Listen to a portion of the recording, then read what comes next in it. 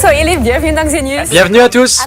Adriane et moi allons aujourd'hui nous pencher sur deux de mes sujets préférés, à savoir la cuisine et la gastronomie. Et en français, s'il vous plaît, nous sommes attendus dans un restaurant parisien où les chefs vont nous présenter leur savoir-faire. J'en salive d'avance. J'ai même sorti ma tenue de cuisinier noire pour éviter les taches. Je suis sûr qu'aujourd'hui, je vais apprendre quelques secrets de la gastronomie française que d'ailleurs, petite info, l'UNESCO a enfin inscrit au patrimoine de l'humanité. Tu ne vas pas être déçu. Et oui, au fil du temps, la cuisine française a beaucoup évolué. Il faut dire qu'en matière d'alimentation, les modes se suivent, mais ne se ressemblent pas. Comment ces modes se sont-elles développées? C'est ce que nous allons voir tout de suite. Direction le restaurant Le Christine.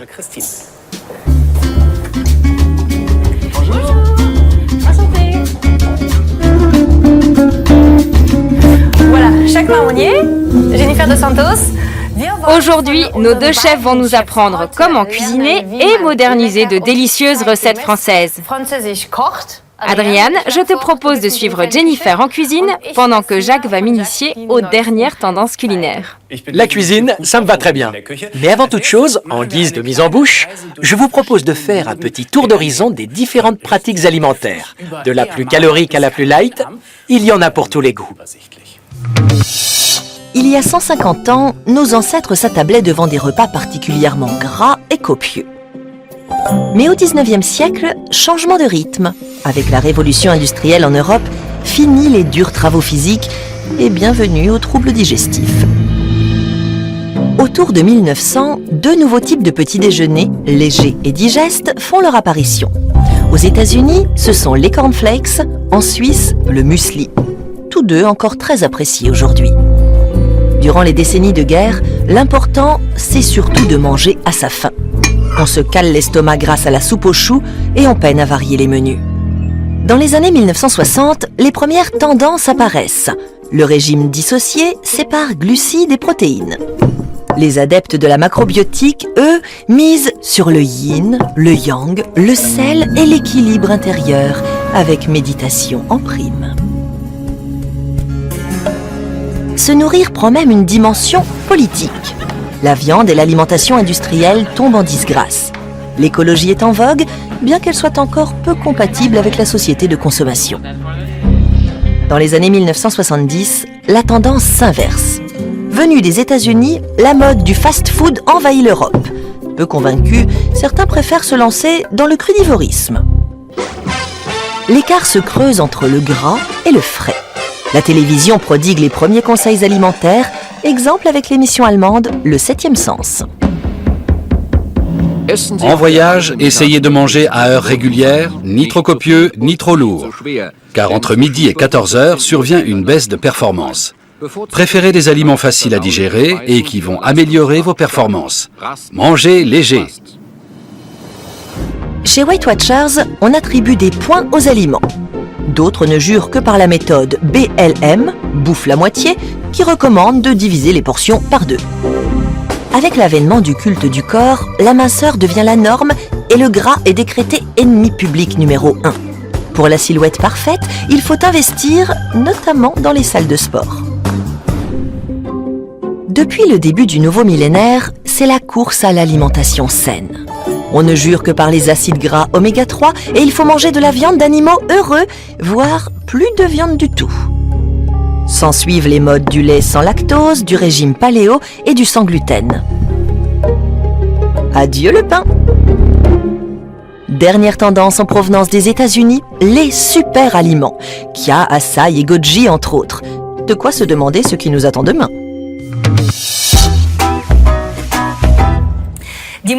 Les modes alimentaires reflètent donc chaque époque, tout comme l'évolution de notre style de vie. Jacques, on va explorer ensemble les modes actuels de la cuisine française. Quel menu vous avez choisi pour nous aujourd'hui? Alors nous allons faire une minute de saumon fumé avec un céleri rémoulade traditionnel, un agneau aux langoustines et un ananas rôti à la verveine et à la vanille. Donc le menu classique, entrée, pas dessert. Ça, c'est très important pour les Français. Hein. Oui, très important. Alors, qu'est-ce que vous nous préparez là comme entrée? On a le saumon qui est déjà coupé. On a du saumon qui a été mariné pendant 24 heures avec du sel et du sucre.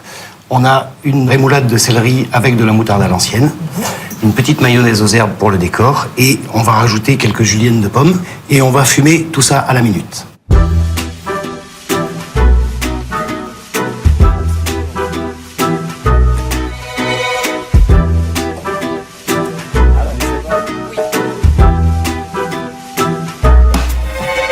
Jennifer et moi préparons le plat de résistance. De l'agneau accompagné d'une sauce que nous sommes en train de réaliser. Alors, on est en train de fabriquer une sauce. On a mis du poivre, du beurre clarifié. Donc, ça va être quoi? C'est une sauce hollandaise. Donc, on a mis des jaunes d'œufs qu'on a monté au beurre clarifié. Donc, on garde que la graisse du beurre. Et là, on va rajouter une américaine. Donc, c'est avec les queues de langoustine. C'est bien sûr. Oh, voilà. Génial. Donc on va la rajouter. Donc c'était déjà préparé oui. le matin ou... Oui, c'est ça.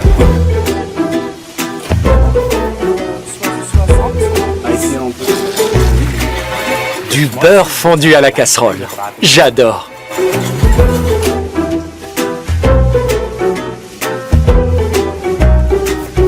Et donc, ce qui est important, c'est que si on veut faire une entrée plat dessert, il faut que les portions aussi Il ne faut pas faire des portions trop grosses. soient adaptées. Parce que sinon, on n'a plus faim pour le dessert et on n'apprécie pas le dessert. Et ça a beaucoup changé en fait dans l'histoire de la cuisine française. Avant, nos grands-mères faisaient ce qu'on appelle des plats de cuisine bourgeoise, c'est-à-dire blanquette, bourguignon, et on mettait une grosse casserole sur la table et on mangeait jusqu'à ce qu'il n'y en ait plus. Et les desserts, c'était souvent des fruits. Et maintenant, on s'applique un peu plus pour les desserts. On fait un peu plus de gâteaux, on fait un peu plus de pâtisserie.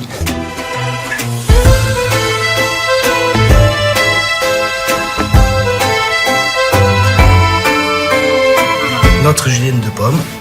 Alors vous avez vu, moi j'ai coupé comme ça. Oui, c'est bien aussi. C'est bien aussi. C'est pas du tout ce qu'il fallait faire. Si, c'est très très bien.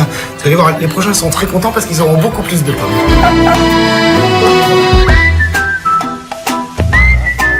Et maintenant, on va le fumer.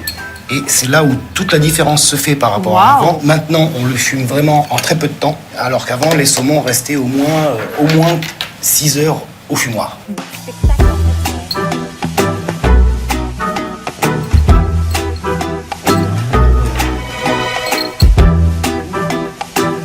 Et vous le servez comme ça? Et on le sert comme ça, et devant le client, on ouvre la cloche, la fumée s'en va et on découvre le plat. Parce que là, c'est vraiment un plat mystère, on ne sait pas ce qu'il y a dedans. On ouvre? Et on ouvre. Tadam! Et voilà. Là, je suis surprise.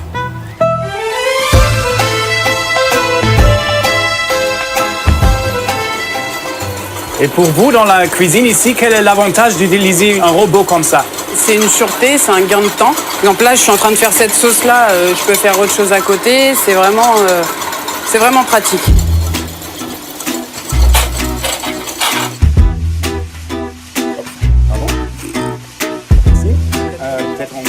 Et est-ce qu'il y a aussi de la critique quand on utilise une machine comme ça? Alors, il y en a qui n'aiment pas ça, mais moi, personnellement, je trouve que ça nous aide beaucoup en cuisine. On a quand même pas mal de travail, donc ça nous permet de nous soulager un petit peu. C'est vraiment pas mal. C'est bon pour la qualité, hein? Oui. Au niveau de la qualité, ça change rien. Et il n'y a pas que l'alimentation qui a changé au cours des dernières décennies. La technique culinaire aussi. En France, les robots ménagers ont envahi les cuisines dès les années 1960. En Allemagne, en revanche, c'est nettement plus récent. Imaginez un peu que d'ici quelques siècles, des archéologues effectuent des fouilles en Allemagne. Avec une trouvaille exceptionnelle à la clé, un appareil d'électroménager datant du début du XXIe siècle. Et il n'est pas seul. Les découvertes de cette époque sont nombreuses. Mais pourquoi cet engin n'apparaît-il en Allemagne qu'au XXIe siècle, quand on sait que les pays voisins l'utilisaient déjà un demi-siècle plus tôt?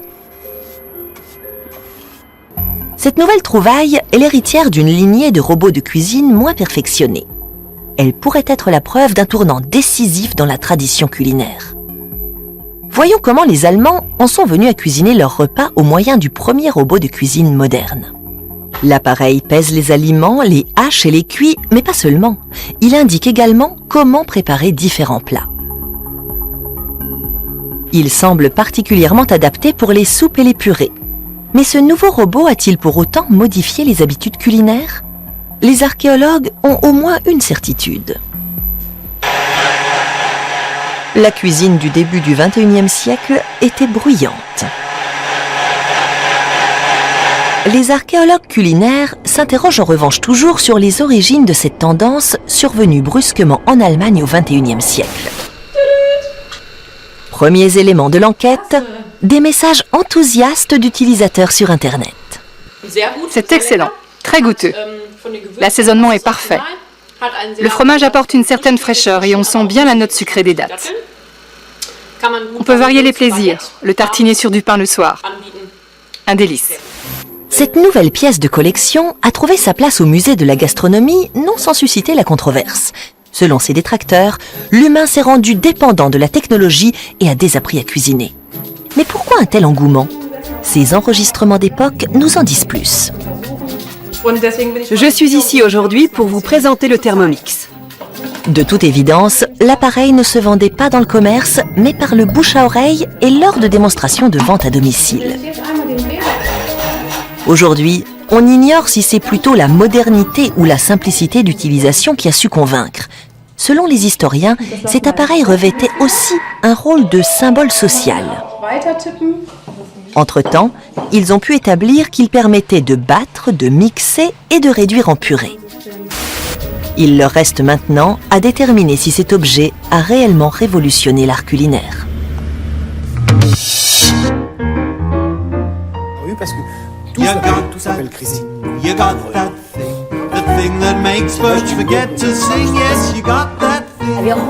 Et maintenant, nous allons chercher la viande d'agneau de Sisteron pour confectionner le plat de résistance. Et pour qu'elle reste bien tendre et juteuse, les cuisiniers utilisent les techniques les plus modernes. En l'occurrence, ici, ce qu'on appelle la cuisson sous vide. Alors Jacques, le sous-vide, c'est une technique assez géniale inventée par des chefs français dans les années 70. Comment elle fonctionne cette technique? Alors, nous prenons un produit frais que nous mettons dans un sac plastique, nous enlevons tout l'air de ce sac plastique, nous soudons.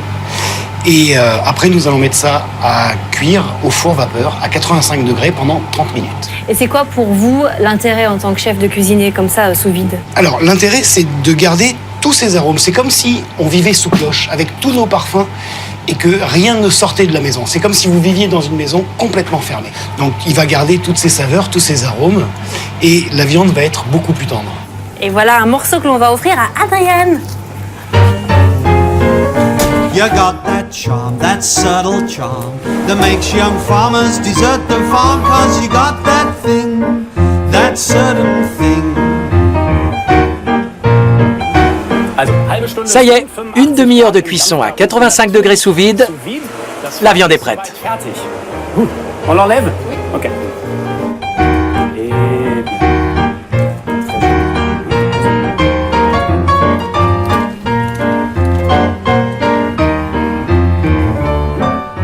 You got what Adam craved when he, with love for Eve, was tortured.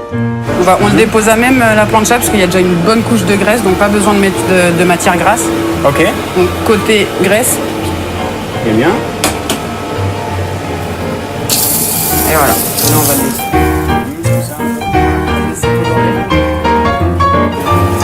2-3 minutes de chaque côté et il sera parfait. Okay. Apple tree, but you've got an orchard.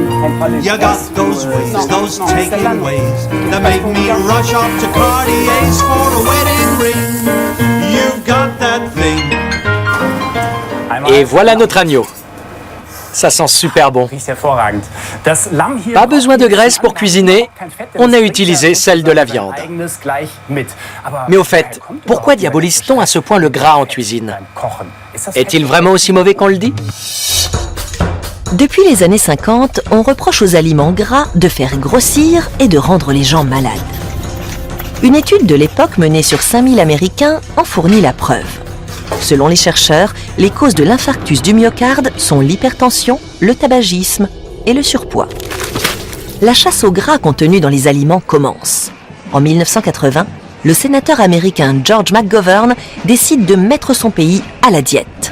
Pour la première fois dans l'histoire, on impose aux Américains des directives sur la façon de se nourrir. En Europe aussi, on lutte activement contre le surpoids. Les parcours de santé sont en vogue dès les années 1970, mais ni l'activité physique ni les produits allégés n'apportent de solution. Le poids moyen continue de grimper. Le cardiologue Robert Atkins est alors le seul à plaider en faveur du gras. Il y a du steak, des œufs et du homard. C'est facile de s'y tenir. Il aura fallu attendre 30 ans pour que le très respecté Institut Cochrane le confirme en 2001. Une alimentation pauvre en graisse n'allonge pas l'espérance de vie. 5 ans plus tard, une étude menée sur près de 50 000 femmes, dont la moitié suit une alimentation pauvre en graisse, en apporte la preuve. On ne constate aucun recul des infarctus du myocarde ou des accidents vasculaires cérébraux. Après 30 ans de campagne, l'alerte sur les graisses est levée, du moins en partie. On continue à faire la différence entre les bonnes graisses végétales et les mauvaises graisses animales. Le cholestérol en particulier est considéré comme mauvais. Une affirmation qui a depuis été contredite par de nombreuses études. En clair, pendant des décennies, les professionnels de la santé ont plébiscité un régime pauvre en graisse dont le bien fondé n'a jamais été prouvé.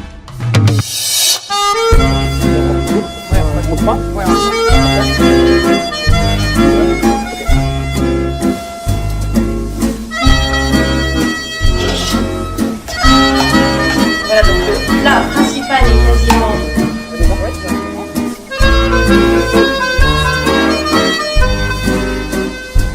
Ça suffit? Mettez tout, mettez tout. Ok. C'est du sirop avec quoi? C'est de la vanille, je sais pas. Donc sucre, eau, vanille et verveine.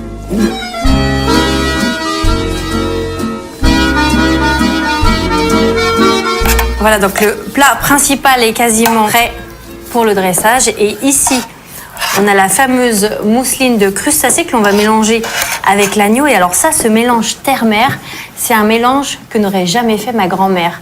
Comment est-ce que cette mode, elle a gagné en ampleur? Alors, c'est une mode qui date d'une petite quarantaine d'années où les chefs ont voulu associer les richesses de la terre et les richesses de la mer. Par exemple, nous allons faire un agneau avec une mousseline de crustacés aux langoustines. Donc, nous allons dresser l'agneau sur les pois gourmands. Et on va retrouver le jus de la viande, l'iode et la douceur de la langoustine. Et on va compléter ça avec une sauce mousseline qui est vraiment une sauce très classique de la cuisine française.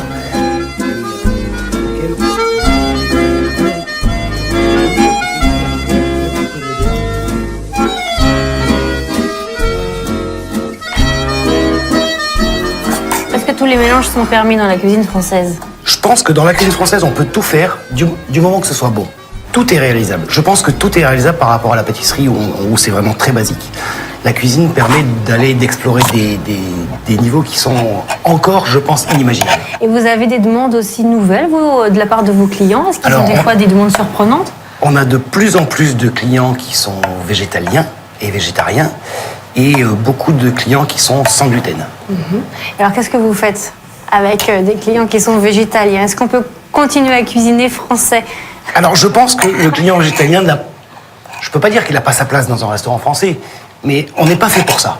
C'est pas notre fond de métier. Je pense qu'il y a des restaurants, il y a plein de restaurants qui sont spécialisés dans les végétariens et végétaliens, mais la gastronomie française se sert de tout ce qu'il y a sur la terre. Et pas seulement que des légumes. Alors, il y a une autre tendance, vous l'avez évoqué, c'est le sans gluten. Le sans gluten. Alors, j'ai même vu qu'à Cannes, on faisait des desserts no gluten. Alors, c'est bon? Sincèrement, je ne sais pas parce que je ne suis pas allergique au gluten. J'espère que c'est bon. Mais voilà. Après, nous, on peut faire sans gluten, mais c'est pas pareil. C'est pas notre fond de commerce. Si quelqu'un mange sans gluten, on va enlever la partie gluten de l'assiette, mais on servira le dessert comme on le fait avec des produits en moins.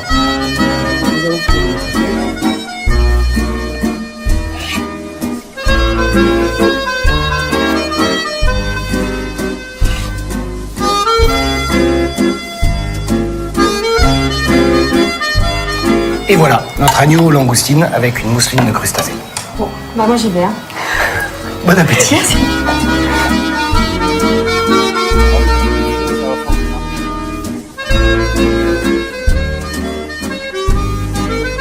Et l'ananas est aussi préparé avec la méthode sous vide? Oui, donc on le met sous vide, on le cuit sous vide avec le sirop. Donc on le cuit 2 heures à 100 degrés avec le sirop à l'intérieur et ensuite juste caramélisé à l'envoi. Là, dès qu'il commence à avoir une petite couleur, là il est encore transparent le caramel, dès qu'il commence à avoir une petite couleur, on va arrêter et il va continuer de cuire doucement en fait. C'est pour ça qu'il faut l'arrêter dès qu'il commence à avoir une petite coloration.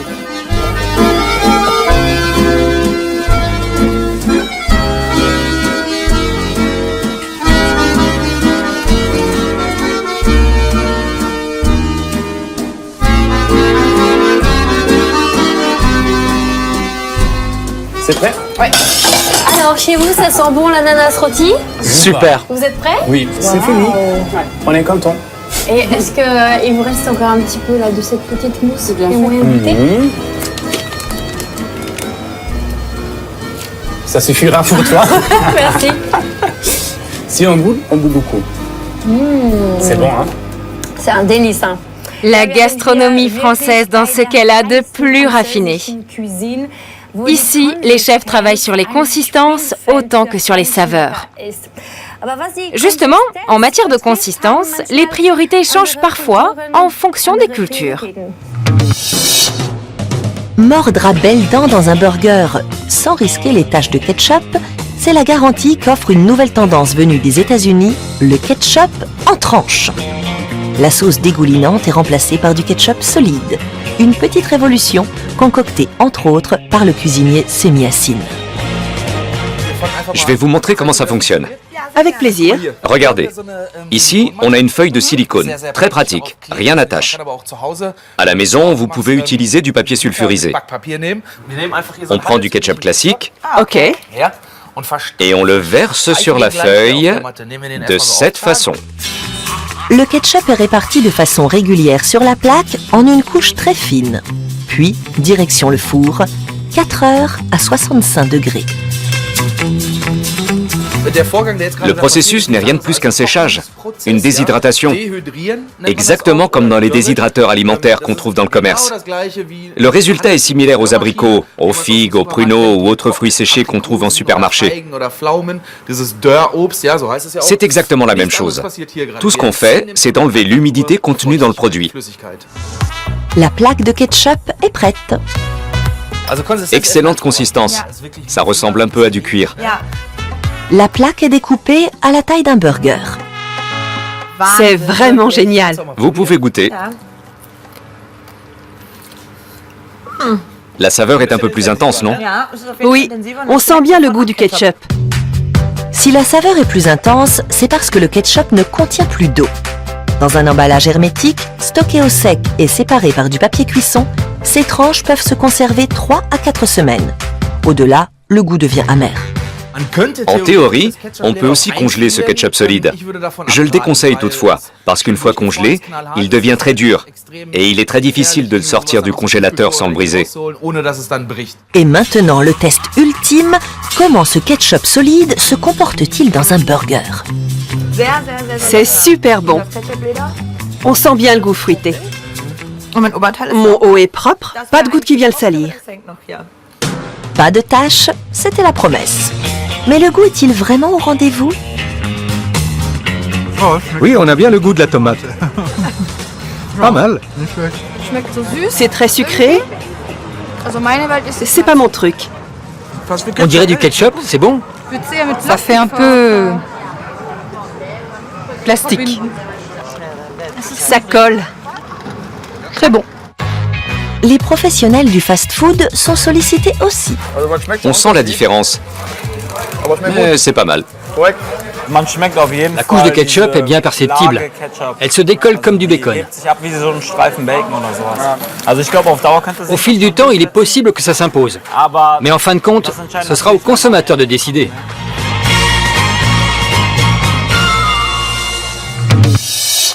Du ketchup solide, il fallait y penser. Même si j'estime que quand on mange un vrai burger, il faut en mettre partout. Enfin, ça c'est une question de goût. En matière de gastronomie, je resterai toujours française en tout cas. Ça, c'est une certitude. C'est magnifique. On se croirait à un défilé de mode. La voilà la formule gagnante. beau, bon et surtout sain. Allez, on déguste. Bon appétit. C'est parti. Jacques, Jennifer, merci beaucoup. C'était un délice de pouvoir travailler avec vous aujourd'hui. Merci bien. Merci beaucoup. Merci. C'est génial. Voilà. Donc on y va. Bon appétit. Salut. Bon appétit. À la prochaine. À la prochaine.